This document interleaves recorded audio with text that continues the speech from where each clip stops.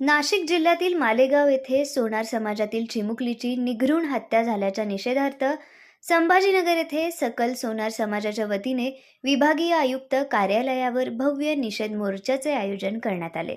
समाजातील संताप, वेदना आणि न्यायाच्या मागणीने भरलेला हा मोर्चा शिस्तबद्धपणे पार पडला. या मोर्चामध्ये शिवसेनेचे आमदार प्रदीप जयस्वाल, काँग्रेस ओबीसी सेलचे अध्यक्ष आतिश पितळे, शिवसेनेचे जिल्हाध्यक्ष राजेंद्र जंजाळ, सोलापूर मनसे वाहतूक सेनेचे जितेंद्र टेंभुर्णीकर आणि अजिंक्य टेंभुर्णीकर, सोनार समाजाचे शिवसेना जिल्हा उपाध्यक्ष आदित्य दहिवाळ, तसेच प्रसिद्ध उद्योगपती अजय जडे, योगेश बेंद्रे, निलेश काजळे, नितीन काजळे, सोनल गायकवाड, रोहित लोळगे, वैभव लोळगे यांची प्रमुख उपस्थिती होती. याशिवाय संभाजीनगरसह महाराष्ट्रातील विविध ठिकाणांहून आलेले सकल सोनार समाज बांधव मोठ्या संख्येने सहभागी झाले.